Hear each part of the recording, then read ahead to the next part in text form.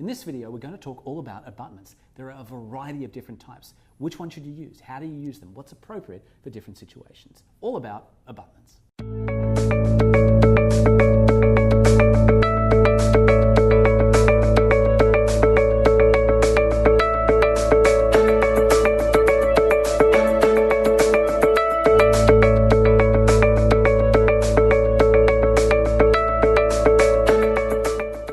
Lots going on in the world of abutments. Let's start with aesthetic abutments. What are they all about? What does aesthetic even mean? Sure. So an aesthetic abutment is going to be used for a single tooth when you want to have a cement retained crown on top. A lot of the times these are preppable abutments by the dentist who then impress, send that over to the laboratory for fabrication. Okay, and talk to me through some of the differences here. Stock abutments versus preppable abutments, is that the same thing, something different? We're really kind of talking about the same thing here. And one of the unique things is that sometimes they're in angulations of 0 to 15, 17, some even further. And that, again, it's a great application for the cuff-height angulation tool. Another kind of popular abutments are the UCLA abutments. What Sure. are they about and when should you use those? Sure. So UCLA abutments were developed to help technicians provide either single unit restorations or full mouth restorations, multi-unit restorations. Mm-hmm. There's two types of UCLA abutments. There's non-engaging, or when you place the abutment into the implant or the analog, it can rotate and spin. Mm-hmm. And there's engaging, where the abutment will engage the hex. The engaging abutments are used specifically for single tooth because you want to have that index so the tooth doesn't rotate. Right, so it's sort of locked in place. Exactly. The non-engaging are used for for bridges, for bars, for multiple restoration cases.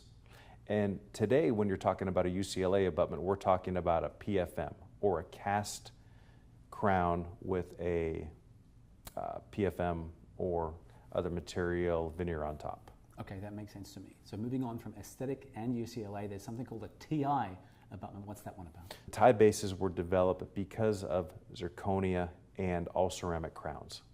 So the tie bases are used as an intermediary between these ceramic crowns, which most of the time are a monolithic, one material, mm-hmm. going straight to the implants.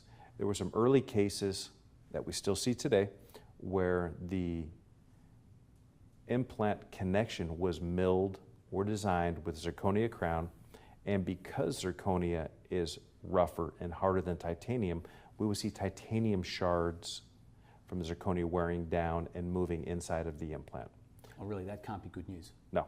So the tie base was the solution to that. The tie base is luted or cemented into most of the time it's a digitally designed crown, made with zirconia, any of the high performance polymers, Emax, different materials like that. So the tie base is, again, just like a UCLA, can be engaging for a single unit, mm-hmm. or can be non-engaging for a full arch case. All right, cool. So we've covered aesthetic, we've covered UCLA, we've covered tie. There's one other which is an MU abutment, which I think stands for multi-use. What's the story with those? Sure, so the multi-unit abutment was designed specifically as a non-engaging abutment to provide draw between angled abutments. Okay, so we've seen some of those so far. They're the ones where you might need to, for example, look for alignment, angular alignment. Correct, and again, this is where the cuff height tool and angulation guide is really going to come into play. Let you know what cuff height you need on the multi-unit, as well as what angulation. And when we talk about the multi-unit abutments, probably something that's not talked about a lot is it makes the restoration easier for the dentist. Without a multi-unit abutment or tissue extension, we could be fabricating an implant superstructure that needs to go through 3, 4, 5 millimeters of gingiva before it's seated, which is a traumatic experience for the patient. They have to numb them up each time it's inserted and removed. It's also much more difficult working subgingival than it is above the tissue. So again, with multi-units, it's a tissue extension. We're moving our work area above the gingiva. We're creating a parallel path of insertion, and we're making it much easier for the final restoration. All right, I think this has come together for me. So we've got aesthetic, we've got UCLA, we've got time, we've got MU, not multi-use, but multi-units. Correct. All right, cool. Thanks very much. If you'd like to find out more, please head over to Preat.com, where you can find out loads of education, information, case presentations. Also, if you'd like to order any of the components, they're all there online. As well, you can get in touch with us by phone or email or our contact form or our live chat to talk to our technical team or our customer support. It's all there for you at preat.com.